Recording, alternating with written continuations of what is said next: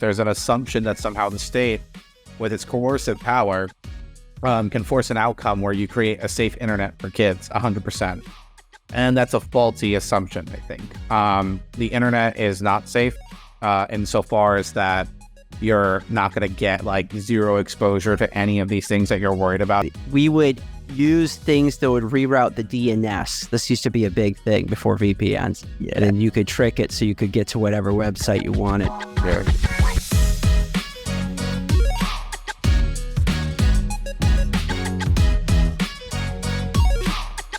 Hello and welcome to CultureScape, the show that interviews the geek creators and influencers that built nerd culture.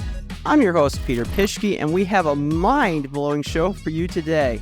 Have you seen the latest deepfake video of Morgan Freeman saying outrageous things? Did you hear the new Drake song that was actually written by an AI? Or perhaps you've read a terrible, awful, downright bad news article that you later find out was generated by chatgpt 3? Yes, these are just some examples of how generative artificial intelligence is changing the way we create, consume, and take apart art, literature, music, computer programming, and so much more. With just a few keystrokes, anyone with an internet connection can generate amazing and realistic content using programs like chatgpt 3 or Google Bard in seconds. It's an amazing time to be alive, and as a disabled guy, I can tell you AI has opened up a lot of possibilities, opportunities for me that otherwise I probably wouldn't be able to do, including my work as a reporter and, the show right here. But with all the positives, AI does have many challenges and controversies as well. There are many concerns about how the impact of AI on our rights, our privacy, our culture, issues about artistic identity, copyright, and plagiarism. So despite all the positives, there are many in news and tech, education and law, politics and elsewhere that are trying to take that genie and put it back in the bottle. To help us navigate this complex and fascinating world, I'm thrilled to have James Czerniawski with us today. James writes about tech and is a senior technology innovation and policy analyst at Americans for Prosperity. He has written extensively in newspapers and elsewhere about how AI is transforming our world. So he's going to walk us through the future of AI, what is happening in the halls of places like Congress, what's happening in the world of education, etc. He's going to tell us, what is this? Is this a really good thing? AI good? AI bad? And I'm sure he's going to correct me when I inevitably say something stupid or wrong about AI. So this should be a fun episode. And welcome to the show, James. Thank you for coming on. Thanks for having me, Peter. Hey, let me start here with this story. This is a good place to start. I was attending a friend's graduation party. So their kid graduated from high school at the open house. That's what we call them up here in the Midwest. We do. When I lived on the East Coast, they don't do the graduation open houses. So I guess it's more up here. Anyways, so I was sitting down next to a guy, and we got to talk, and he was a teacher for my local school district. And when we were talking about, how has the school district, have you been informed about what is happening with AI and how it's affecting things like taking tests, writing essays, etc. He had told me that actually the school district had done nothing on it. In fact, they told them, don't worry about it. It will be made illegal any day. And I'm not the biggest expert. I was like, that seems unlikely. Am I wrong? That would certainly be news to me if AI became blanketly illegal in the next few days. I don't think I've seen those proposals just yet. But, with respect to schools, when you're talking about the challenges with AI, that was certainly one of the most immediate things that got highlighted is, well, now kids can go and cheat on their exams and all of that, which, I guess there's some validity to that. But I would also say that when we're talking about AI in that context, the fun thing about it is that there's other technology that grows up tangentially with it that's meant to help with identifying things that might be like that. Just like you have the plagiarizing software that you can go and run through to see whether or not something might have been plagiarized, you would probably have a similar software developed to go and be like, was this written by a predictive text software like ChatGPT? It looks like there's a 70% chance. But even on the flip side, even if that wasn't the case too, I still do think that there's the other funny reality of this where kids, as bright as they are for knowing to go to ChatGPT to try to solve some of these issues, they're not very good about hiding their tracks. So we've seen numerous examples of kids going and having their homework submitted to teachers where they left a ChatGPT prompt on there. Not very good cheating if you're going to be doing it. So I think that there's going to be ways that, AI will have some challenges, but I also think that it opens up opportunities for schools to look at how they can better leverage that technology to inform the learning environment that they're providing for students. We've had one kind of education system for so long, and AI offers a truly disruptive force, I think, that can hopefully prove to be net positive for students, especially when they've had so much generational learning loss during the pandemic as a result of the lockdown. So I think that there's actually an enormous potential there with AI. I see the potential for AI, and maybe I'm an optimist. I'm hardly an optimist in anything else, but for AI, I'm very optimistic for what it's capable of doing. I used to work in education, so I think about the weaknesses there, the problems are there, and I feel like, wow, this could be a tool in the future that could really help, teach to the individual kid. It could help them to understand the back and forth better of education better. Because, there's only one teacher to a classroom, and sometimes the teacher might not click with a student, but with AI, potentially in the future, and even now, they could have the best teacher they would ever have, and it could be right there, and it could answer them questions whenever they need to. So I'm amazed by all that stuff. But what amazes me even more, though, is talking to people and how, and this not to be rude to them, but how blind they are to the generative AI, to like all these programs and what they can do. And it's not just in education. I hear it, I'm talking to some friends, they're in the SD legislature out here. It's very similar. People, for whatever reason, seem to not really think about like what this is going to do to their individual industries. But maybe that's just local. You write national. So tell me what you hear. What do you think is the current landscape of AI where people's heads are at? Yeah, I think that's a great question. And I think it's one that everybody's still trying to wade through, frankly. I think that that's the collective conversation that we're seeing on the national level is, what should we be doing about AI? What does good look like in this space? What is the role of government? And to be honest, I think there's a lot more questions than answers right now because there's just not a common understanding of, number one, what is AI? Like, I think we know broadly speaking what it is, but when you're trying to define that legally, it's pretty important because there are some definitions, let's say, that might be out there in proposals that might be so broad that they'll actually capture a lot of existing internal business-to-business purposes of AI that are actually very helpful for streamlining processes. And if you have that over-encompassing definition, that might be a little problematic. So I think that there's that aspect of it for sure. I think then to your point, which I've certainly experienced talking with state legislators as well as the federal offices, I think that there is a lack of understanding in terms of this technology about what it is not, more importantly, what it can, what it cannot do, where the right role of government is right now. And I think that, again, that's broadly where we're seeing the landscape right now. It's a lot of high level conversations. So we've seen everything from, revoking any kind of Section 230 protections for AI, which is, I think, an open debate, legally speaking, as to whether or not that would actually apply to generative AI. That's something that we'd have to see unfold. But we've also seen other proposals like blue tape commissions to go and form, bipartisan bodies to offer, potential solutions as to what regulations around AI should look like. So you're kind of seeing like everybody wade through the waters, I think, at a very surface level by design almost. You've seen some companies obviously put forward proposals. Microsoft has put forward their own proposal for regulating AI. OpenAI itself as a company, which Microsoft has supported, has also had its own version of AI regulations that it's supported. The EU has passed its own AI regulations. We know China is looking at AI and how it wants to go and execute in that technology. So there's a lot of competing factors basically right now when we're looking at AI that I think that has everybody thinking, thankfully, pretty seriously about some of these other implications and getting it right, because getting it right is so critical for U.S. leadership in this space. I agree. I have this, maybe it's because I'm libertarian like you, but I'm just so ready for someone to really screw this up somehow. I'm just like, someone is going to do something, some law is going to be passed, there'll be some executive order, something dumb is going to happen and make everything worse. And I think that's too bad. Even for this show, when I'm putting together art assets or I'm trying to figure things out with scripts, these programs are amazingly helpful. They can give you input or insight. They can help you meet like basic standards or hear something from a different point of view. I'm very grateful for them.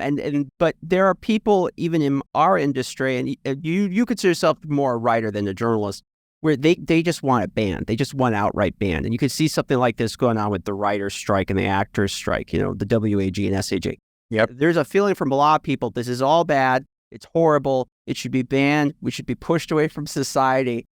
And I'm here. I'm like, actually, no, I kind of like it. Like, there are issues here. We need to deal with like copyrights. We need to deal with plagiarism, even copyright law, which there are some issues there. I'm sure you're aware of.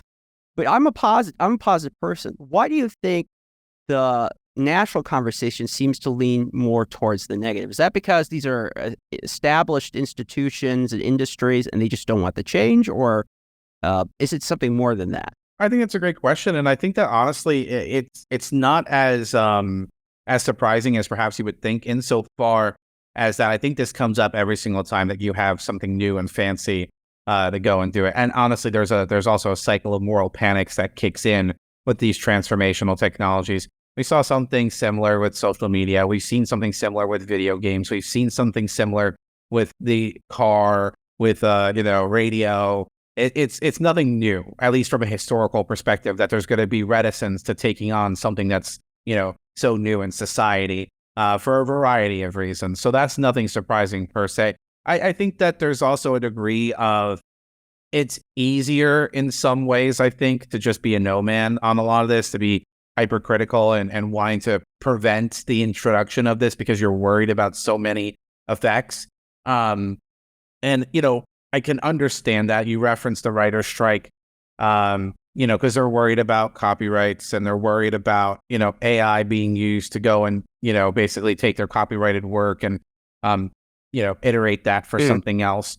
Like I said, I can understand those concerns to some degree. And I think that what's important to recognize too, though, is that same tool can also help you become a lot more creative in different ways and help you think through how you might want to, adjust things on the fly. It's going to actually streamline your production. Maybe it'll make it so you're not spending, so much time having to go and produce that manuscript as you might have had to in the past, because you've been working with AI to kind of like, jog your writer's block, if you will, right? I know that personally, I've used AI to go and actually help with my research and writing, so that way I can better understand what are the kinds of questions that I'm seeking answers to. And I think that for writers, it can be a similar kind of thing. For actors, it can be a similar kind of tool that can help them think through, what is a good idea. Indiana Jones, from my understanding, when that latest movie that was just released, they did like a young version of Harrison Ford. Yes. Basically like used AI to superimpose young Harrison Ford onto old Harrison Ford, which is kind of amazing. I think that opens up a lot of opportunities for actors too. So again, I don't think it's all down and negative. I think that's wrong. I know that there was I think my favorite one of those was that there was a letter that was signed by over 350 people and organizations that was likening, taking the risks of AI similarly to pandemics and nuclear warfare. I'm like, well, that's a pretty broad range, and I'm pretty sure you could remove artificial intelligence and insert a lot of other technologies and probably have a similar kind of outset of support for something like that. It's a very broad statement. It doesn't really mean much in the scheme of things when you're putting it on that kind of level, and it's a little hyperbolic. So it's not actually good for advancing the necessary conversations that we want to be having. I agree. It is tough because I know, especially if you're artistic, if you're intellectual, and this I think is really the key thing why this issue has been so divisive, is because there was an expectation. Even when I was in J school, they're like, AI, it'll happen someday, but don't worry, we're going to be okay. It's going to be all the blue collar people. They're the ones that are going to, they need to go learn to code. They're going to be the ones out of the job. But actually, it turns out AI is really good at white collar work, like really, really good at it. And I do seriously wonder how much of this is just people, feeling threatened, like, oh, my job is online. Because I know I feel it sometimes too. We have news sites now that are being pretty open about how they're experimenting with AI, is putting out articles and listicles and collating data and feeds. It's like basic work that used to be like something like a person that was starting an intern to do.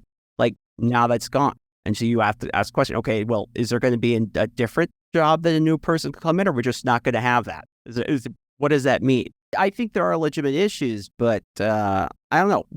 I'd love to hear what you say. So go ahead. No, I think that the labor point is obviously the biggest, aspect of this conversation that I think it certainly is fair to want to have it.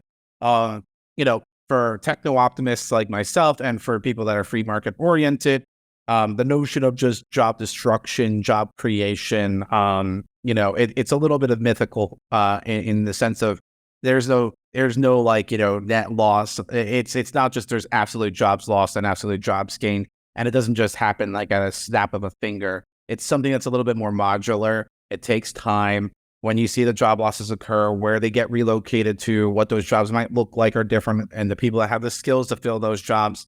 So I think that there's a valid conversation in terms of wanting to think through what are the downsides of that effect in terms of labor force. That certainly is one of the big ones that get flagged.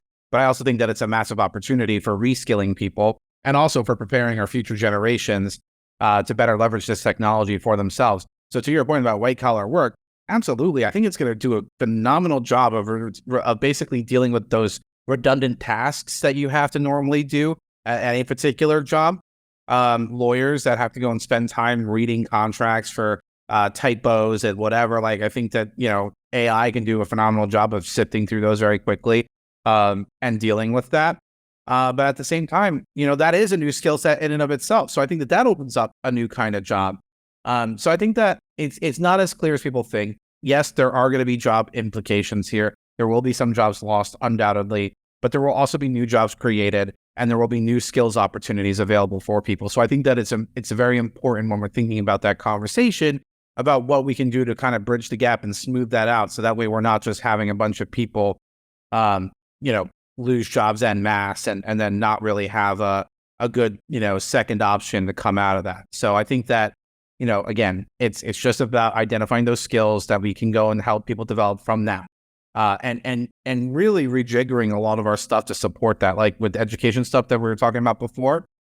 There's a great opportunity there to integrate education with AI, so that way people can become comfortable and familiar with the tool. More importantly, being more comfortable and familiar with the tool and its limitations. Because if that is what you're able to get out of it, that's actually really valuable, because then you can go and offer the insight of, well, here's what the bot is telling us, but here's what's actually wrong. And here's where we can go and adjust on the margins, right? And I think that that's really where we should be focusing on the future. Agree. You follow legislation, what's happening at the state level and national quite a bit. What are some positive things you're seeing in the legislative world that gives you hope? And what are some like really bad ones? What are the ones for you have to grit your teeth like? Yeah, that's a great question. So I think it's thankfully been relatively quiet-ish. There's been some activity around this when it comes to state and federal level action. The federal proposals, like I said, they, on one end, they're trying to go and like blatantly remove Section 230 liability protections. That's not really an AI piece of legislation. That's a different kind of thing in my view. But at the state level, you're certainly seeing some things. New York has some stuff that they did where they wanted to go and have regulation that was saying, hey, you can't discriminate against people with AI, which, as a general rule is not wrong or bad per se, like if it's against a protected characteristic or something. But then it extends with a lot of hefty fines and other kinds of things that are attached to it. So it's like you took something that was relatively benign and you made it a lot more worse unnecessarily. I would say one of the other proposals that's not great that I've seen is like there was a similar federal proposal a while back called like the Honest Ads Act that was trying to deal with how advertising was getting done online. And then the RNC this year had used AI to create an ad about Joe Biden's second term should he win, using 100% artificial intelligence to do it. And they didn't hide the ball there. They kind of bragged about it, which, I mean, why not? Kind of cool. And there was this lawmaker that proposed a bill shortly thereafter that was seeking to basically, target that and mandate disclosure of the use. I think that the problem with the proposals right now is that it's a little short-sighted insofar that if they tend to circulate around disclosure, transparency, making certain kinds of mandates, or they have overly broad definitions of AI. where I do have hope about this in general is I think that, again, the United States is not being rushed to go and put out something in terms of like hard law constraints. And I think that that's a net positive. The EU, by comparison, has already passed their AI framework. And I would be willing to bet some serious money that the European Union is not going to be a place of major innovation in artificial intelligence by comparison to the United States because of the kinds of onerous regimes that they have there. So I think that that's the kind of stuff that gives me hope, is that we're at least on a pathway where we can go and get something right. And I think that, I guess the one thing that I will also mention is there's a little bit of a recognition that does give me hope, where I think lawmakers realize some of them will go and cast it as that AI is operating in the Wild West and that there needs to be new rules for it. But that's actually not necessarily true. There's a lot of existing rules on the books. You don't have to go and rewrite them every single time a new piece of technology comes up.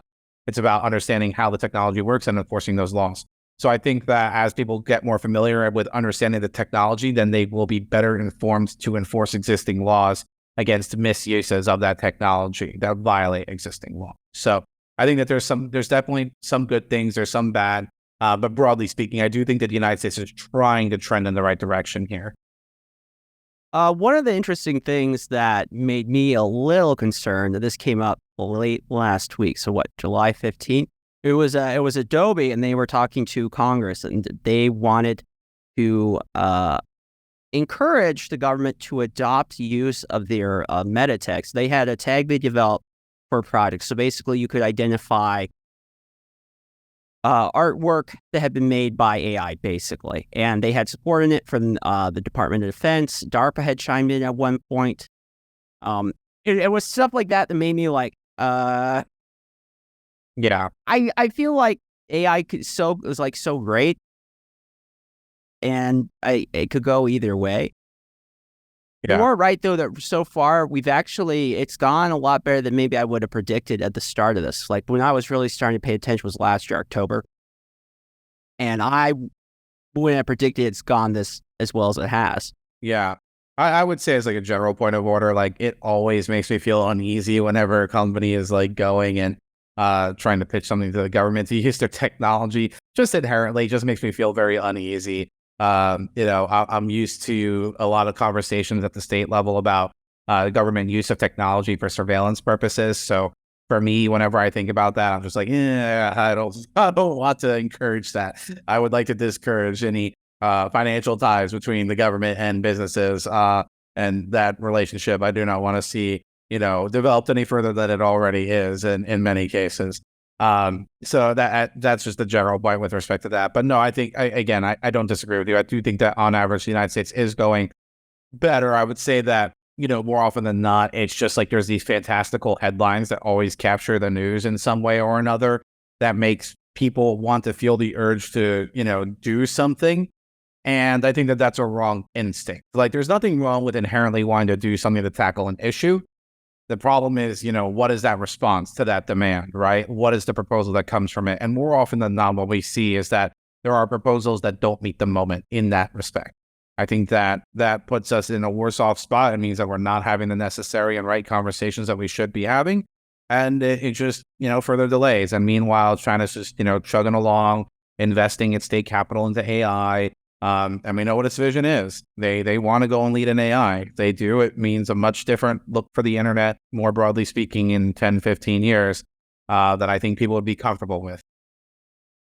I agree. One of the interesting things that's come out from all this AI discussion is there was a paper. It was leaked. It was by Google, and they were talking about what would be the big competitor if Google comes out, and they did eventually with Bard, comes out with their own AI program. Who is the big competitor? And it surprised some people because they didn't say their biggest competitor was OpenAI, though they said they were one of them. They said the biggest competitor that would beat both of them, of course, is the open source community. Just like everyone trading that information, which is such a fascinating thing. That's such a change from what the internet has been so far. Yeah, no, it is. And I think that it's actually one of my favorite things when you see Google and OpenAI and Microsoft recognize this. The open source community is probably one of the biggest disruptors in and of itself, because It's a lot more faster responding, I think, to user needs, and it can move very fast and it's very nimble. Whereas like Microsoft and Google are by design very slow. One of the problems for Google explicitly with AI was the fact that they were extraordinarily slow with their rollout for Bard. And then even when they felt pressured to go and release it because of, OpenAI's ChatGPT becoming like a world phenomenon, it was not like a polished product. It was something that left a lot to be desired. And I think that it goes to show, like, a lot of my work in tech always revolves around this tech lash, right? There's obviously a lot of animosity towards the big tech companies themselves. And often what ends up happening is that there's this assumption that these companies are going to be here for the test of time, that Meta is going to be here and Google is going to be here, that there are these, quote unquote monopolies. And I'm like, there's actually not much to indicate that that's exactly true. The only way that that is going to happen for any of these companies is if you pass legislation that makes it so that they can actually have a moat. So like back when, Meta was asking for 230 reforms, it's like, do you think it's because they, why do you think they're asking for it? They can afford the compliance costs, and then they can go and throw up their hands and point to the government regulation and be like, not us, it's them. So I think that, for these companies, they don't actually stand the test of time. Google, there's a very real threat there. For Meta, they want to go and get involved in this because it makes sense for them. Facebook, as a product within Meta's portfolio, has a legitimate problem with getting younger users to use the platform in a profitable way. That's been documented for some time now. And I think that, again, they need some other kind of product line to develop to support their business if they're going to continue to be the firm that we understand and know, which ultimately undergirds my whole thesis about the tech industry, is that it is a very hyper-competitive industry where the mantra and the dictate to the companies is innovate or become irrelevant. So, I think that that's the coolest thing that comes out of seeing this conversation with AI unfold, watching all these companies that have their established positions realize just how fragile it actually is.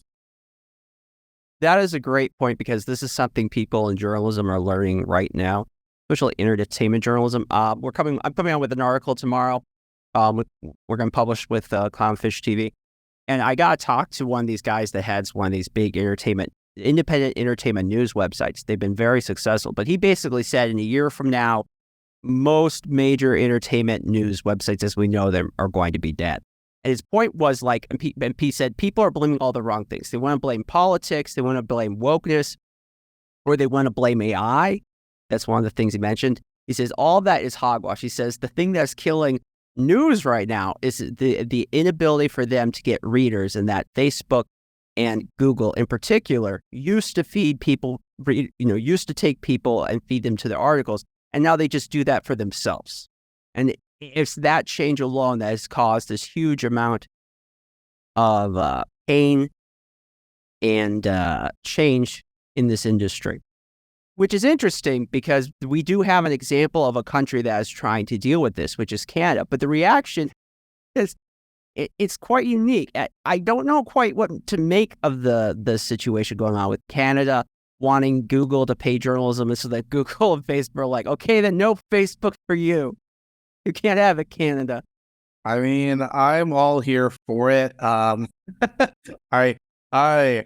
man, that particular proposal, which started in Australia, actually, was basically requiring what would be called a link tax, which is, if you're Facebook, if you're Google or whatever, that you would have to allow for the display of the link on your website. But if like a news organization's link was shared on your profile, on their website rather, you would have to go and pay that news organization out of a bundle of cash, some percentage for that link, right? So therefore the term becomes a link tax. We've seen similar proposals here in the United States. Obviously Canada's trying to do it. They did pass it. The problem that I have with those particularized things is that it also fails to recognize the symbiotic relationship between newsrooms and social media platforms. Like, yes, for Meta, they're not necessarily making money off of like the notion of links being shared on there per se.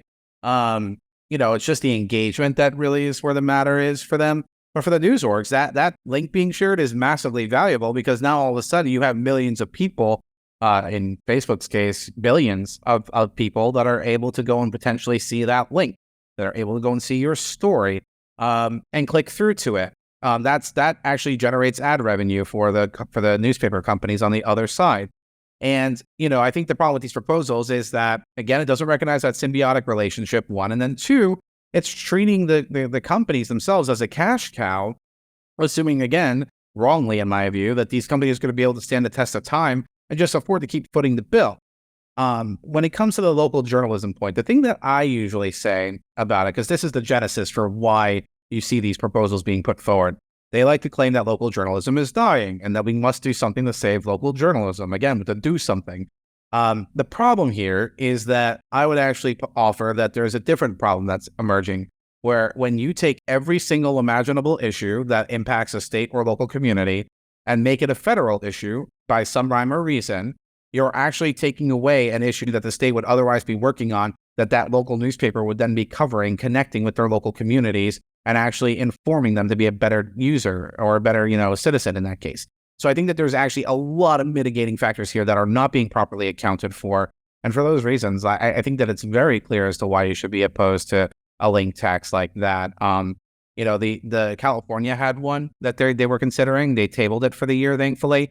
But at one point, it gets like the capture on this thing becomes so clear. Like there was an amendment in California, if memory serves right, that wanted to go and dictate to the news publishing companies that got money out of that program in terms of how they were going to go and spend it on newsrooms, etc. And again, that's just very prescriptive. I think that we need to focus on empowering, these media outlets to be able to better innovate in this space. They've been stuck in a very one-size-fits-all model for the last 100 years. And, I think that they could really stand to go and adopt and change with the times and be a little bit more flexible.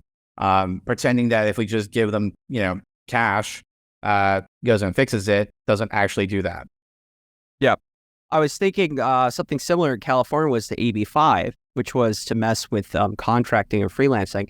Yeah, and that just makes everything harder. It's much easier to screw up something or to push something in the fragile relationship between a contractor and the person hiring them. And that's kind of what happened there. And I'm kind of thinking that's what's going to happen with Canada. This is not dissimilar, but what's going on with news and what we've seen things like in like the tobacco settlements or now the opioid settlements, people are like, well, they get these big companies and they shake them down and then we have all this money. And, it's like the old Simpsons meme. It's like step 1, step 2, question mark, step 3, lots of money. It's kind of like that. We're like, well, you could take these companies for a huge lawsuit, yes, and they may pay out a huge amount of money, but that doesn't mean that money actually gets the people who could actually use it. What happens is generally it goes to one of these states and then the treasurer decides who gets to go to it. They may just so happen, just total coincidence that they're friends and they own a large company. That's the kind of thing that happens with news. It's like to fix that relationship, they'd have to have a time machine. You can't just like go to the government and say, take all this big wad of money and now give it to all the right people. It just doesn't work. It doesn't work. Yeah. And I think it also ignores the rise of this issue that comes with these particular proposals of defining journalism.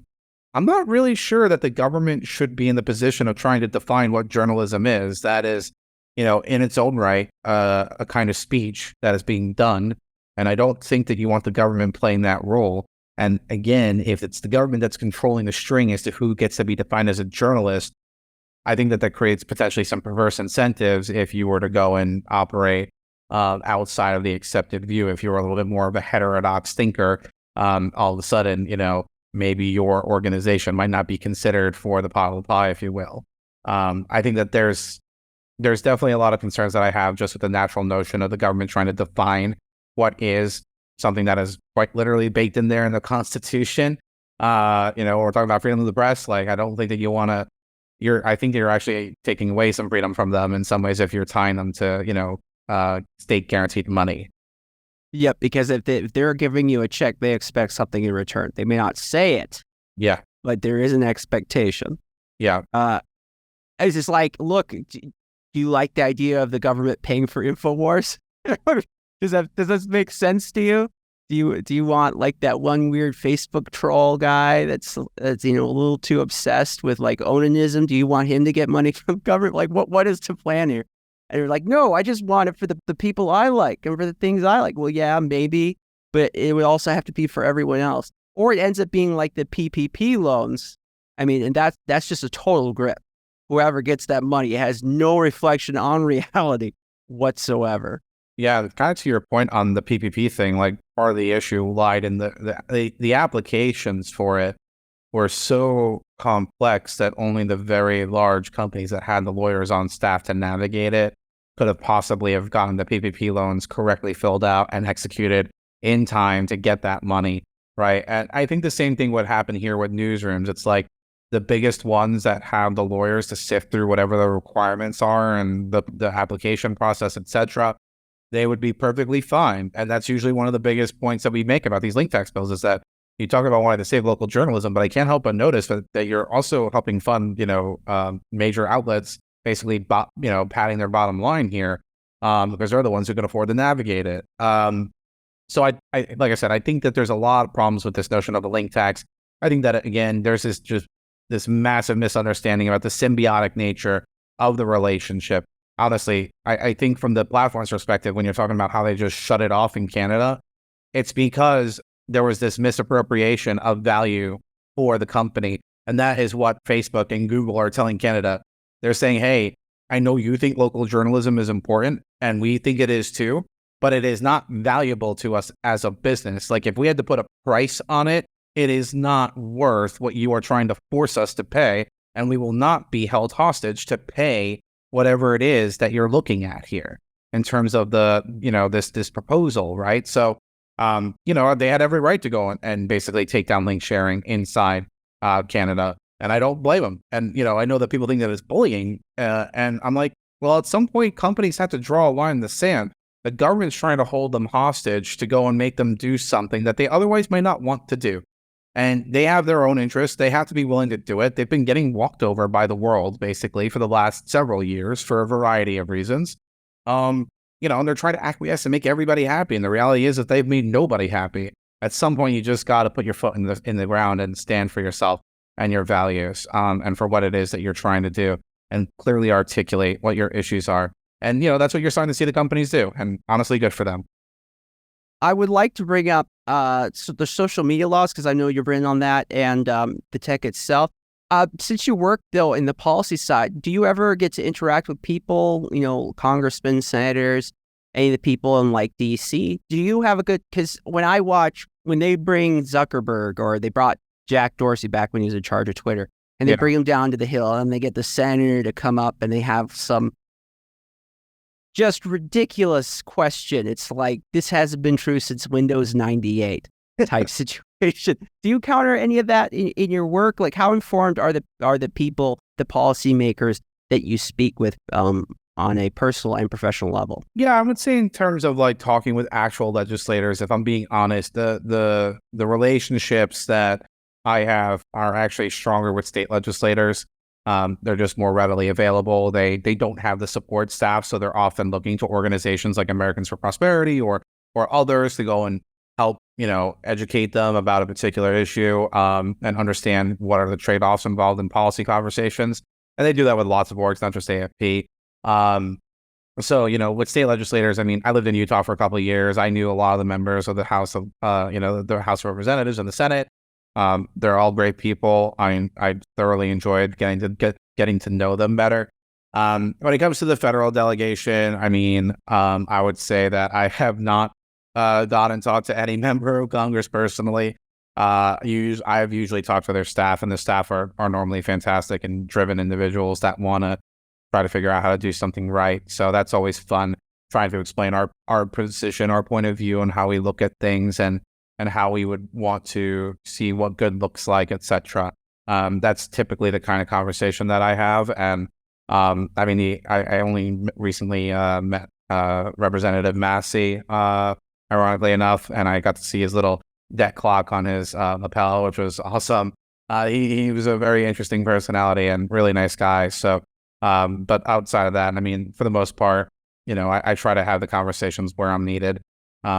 I don't want to take away precious time from members when they're doing other things anyway. So I'm happy to talk with whoever wants to listen to me rant about AI or other topics for any given amount of time.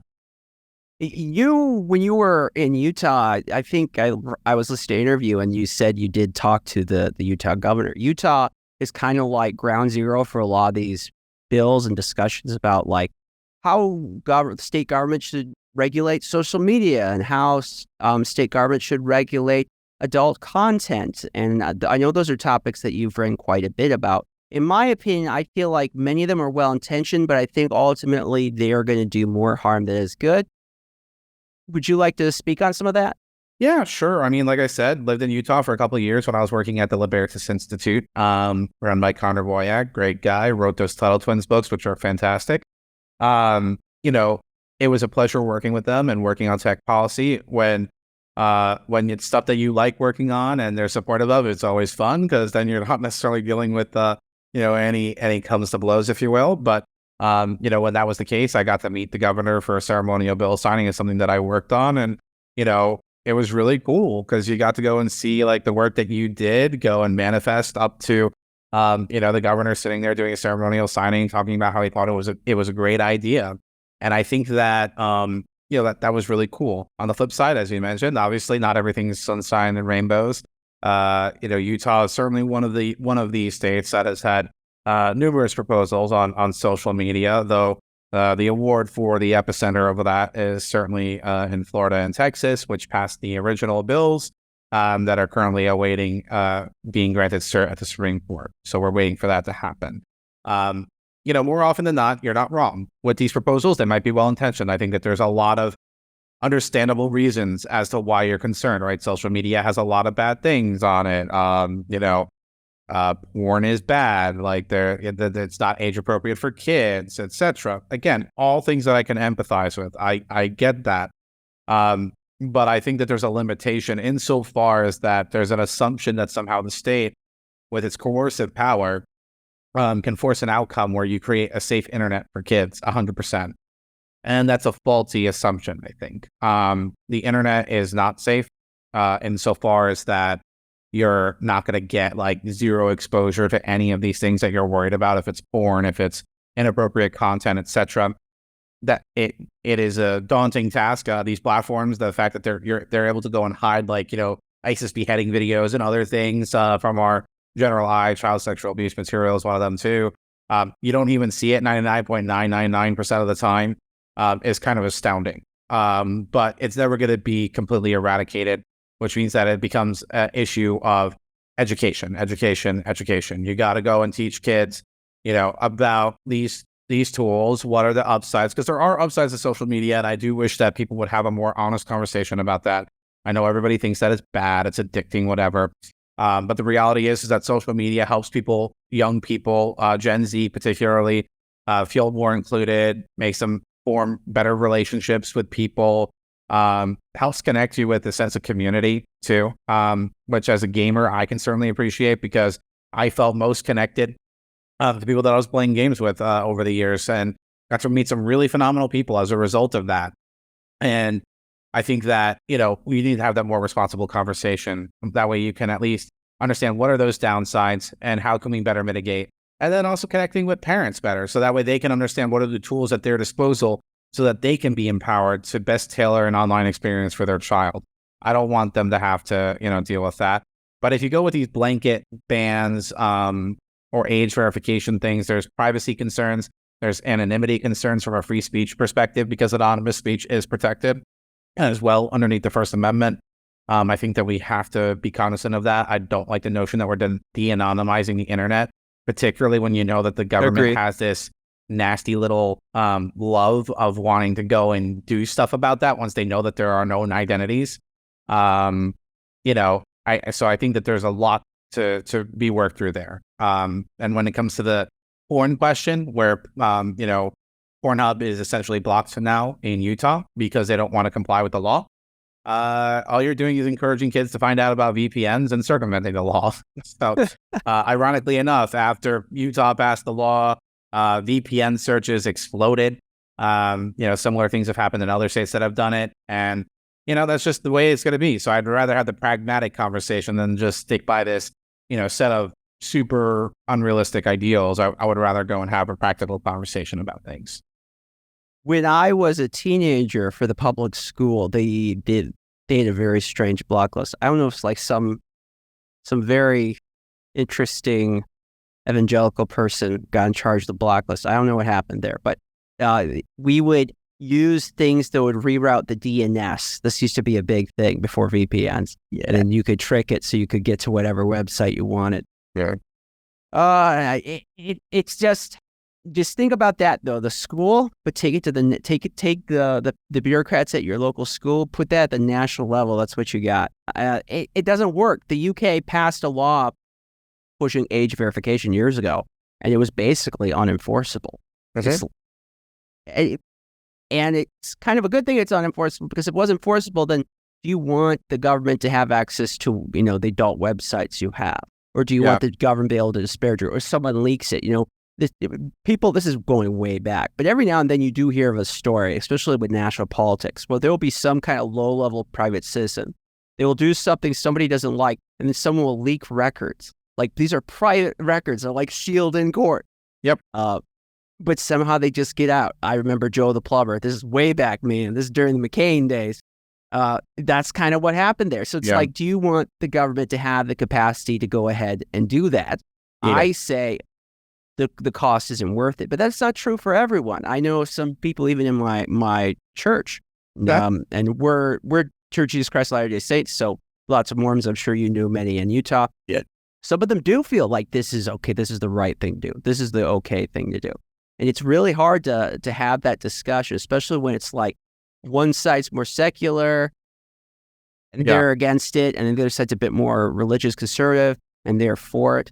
Yeah. It's difficult to like break those communication lines. And you're pretty good actually at discussing this stuff.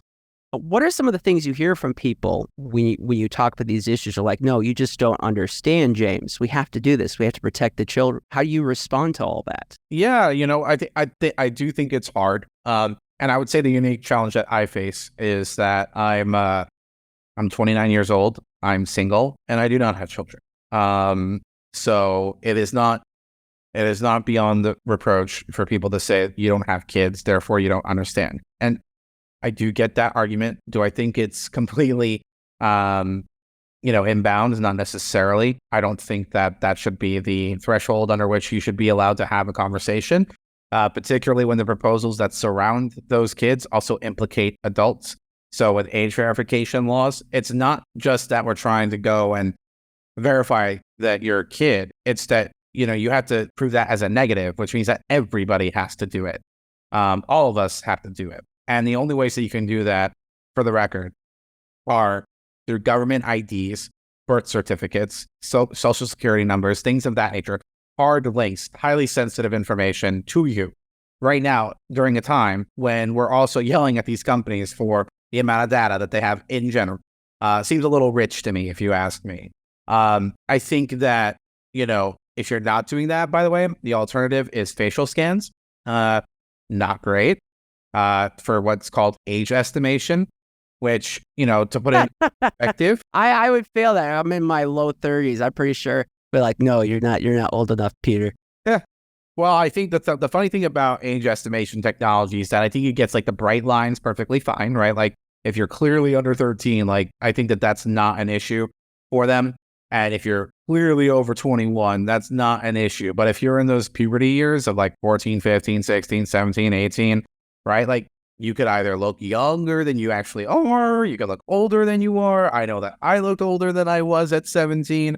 So, I mean, it's just one of those things that, again, it's well-intentioned, and it's just, you're not thinking through all the implications here. And when you were doing polling around it, and this is something that I would bring up, it's like, well, hey, look, your proposal says that you want to do X, and there is polling out there that has asked if people are okay with X, and they're saying no. And they're not saying no by small margins, they're saying no by big margins. And your backup plan for, biometrics, that's even worse. Like, if you thought that was going to be any better, nah, it's not. And again, like, it always comes from a place of empathy. So for me, it's always talking about, again, the limitations of the proposals themselves, but then also, hey, I get it where you're coming from. I do. I think that here are things that we can do. Like I said, educating kids on the ups and downs of social media, so that way they're better informed. Doing outreach with parents, so that way they can go and understand what tools are available to them. It shouldn't be mandated from the government that the companies have to do this by default. They already have the tools there. And that's something on the companies where they should continue tinkering with how to better display those controls for parents. And I know that Meta's been working on that. I know Apple's been working on that. It's not a silver bullet thing, because every single person, kind of like how they look at the technology, is a little bit different. So what might work for somebody might not work for somebody else. And all of this doesn't even include all the third-party apps that are out there that can help you with controlling what your kids can see and or do on their devices. One great rep in Utah, his name is slipping my mind off the top of my head right now, so I feel bad because I actually liked him a lot. But he used to work in the telco industry, and he got it. He was so great about understanding that this is really, really, really silly, especially when you're talking about like the violations aspect of it. Like if a company were in violation, the penalties were substantial. So again, I get it. The only other thing that I try to say is that, I don't think that you want to be trying to bake morality into the law, because that's very subjective. And what happens when it's shoes on the other foot and the morals are not aligned with yours, that might not be so great for you. That's where you have to work on trying to continue building communities and getting those values just implemented organically, from the ground up within your community, as opposed to through hard law. And AI, generative AI, seems like it would be that technology that would actually be good at filtering something like porn, like because it would be able to use those samples and understanding, the connection to figure out, what is what and what isn't, and that would overcome a lot of the hurdles. This isn't like a subject I know very well, but I know in the past the problem with the filters is they're basically just a list of URLs, and that isn't all that helpful. And so the only way they can almost sometimes work is that they just cover every website under this.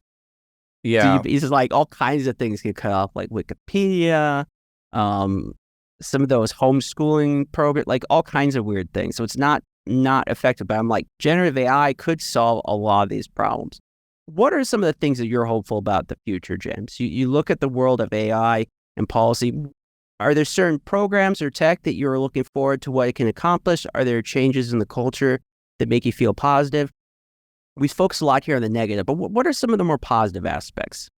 Yeah. Oh man, with AI, I mean, you cannot understate just how transformational the technology is. I think that when you're looking at AI, there isn't going to be a single sector of our economy that won't be impacted in some kind of way, whether it's white collar, whether it's even blue collar stuff.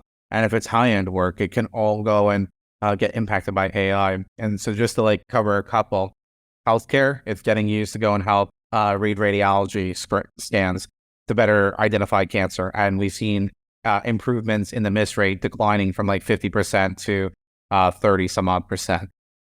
You've seen it go and analyze patient medical records to help doctors tailor treatment plans for their patients more nuanced, which means that you're going to hopefully be able to better mitigate against negative downside side effects of medication that you might be getting prescribed by a doctor. So that's just in healthcare all alone. Then there's in transportation, where AI helps work with computer vision to help, like a Tesla, figure out what's on the road. It's a technology like anything else that is flawed, but it is working and improving. But if we're able to improve that technology substantially, that means that we can drastically improve the safety of our cars on the road, which means less road fatalities, which has been always a lingering issue for the United States. I think that that's something that can't be understated.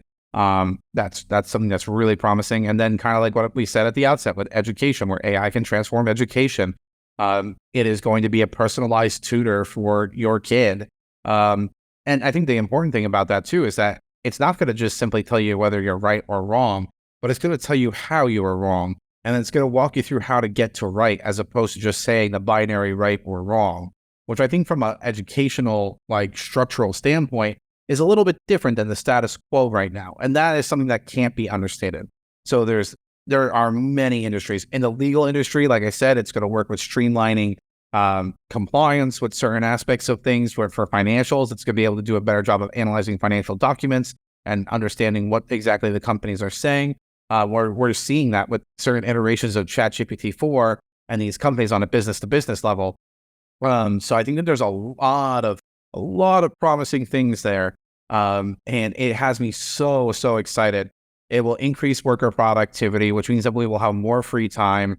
I think that we can really stand to gain from leveraging this technology to the fullest. But the best way we can do that is if we ensure that it has an environment where it is supported and not stifled. And that's what keeps me up at night. Is like, can we go and make sure that we don't go down the wrong path here? Because that future is so bright, and it is something that I will fight for every day. It's why I love doing the work I do, because I look at the world and I see how technology can be a positive force for good. It can really go and be a conduit for changing things for the better. Again, like, I know people don't like social media right now on average, but a lot of people do like, let's say, supporting Ukraine in the war against Russia. And I can't help but note that social media played a very critical role in informing the general public about what was going down there in rapid fashion, and really undermining the positions and the statements that were being made as that stuff was kicking off. I think you can't make that up. In Iran, you have social media helping highlight women that are protesting the authoritarian regime there. I think that is incredible stuff. That wouldn't happen in a world without it. And with AI, again, it's just another opportunity for us to go and develop some things and really enhance, I think, everybody across the globe, not just in the United States. There are reports that suggest that AI will go and raise global GDP by 7%. And for the record, 1% of that would be in the United States alone, which is about $250-ish billion, depending on what the current GDP numbers are. So it is substantial economic, incentives for the United States, and that's just the bare minimum. So I think that there's a lot of opportunity here, and that has me so excited. I am excited for the future too. I think how I'm using it in my own life, it's been a tremendous blessing. I think it is a blessing for a lot of people. Maybe some of those people are being quiet, because I've seen outrage on Twitter. Like, some guy uses some art for his, and you can tell it's AI because, like, it has two thumbs on one hand, kind of thing. But everyone goes down. It's hard, but I'm like, it's still incredible. Like, yeah, the thumbs are screwed up, but just think about it. You put in words, and out came a picture. And for me, if I'm working on a project and before ChatGPT and OpenAI and these programs, it's like you have to go out there, you have to find, because I can't draw like a stick figure. I can't even do a correct circle. They're always kind of wobbly. I'm just so bad. I'm so bad at that. So, but with my idiotic art skills, the only way I could do is like get art either from Google, get some free art, or to go out and pay someone. Yeah. And that's a long process. There's a back and forth. Sometimes that can take days, weeks. If I'm working on this, though, I'm disabled. I have a part-time job, but it's not a lot of money. I can go out and like, hey, I can make the art. I can work on myself. That's fantastic. And that's such a blessing to me. I'm sure it's such a blessing to other people. And the future, it's like, I saw the demo for Unreal Engine 5 and what they had for environmental and level design.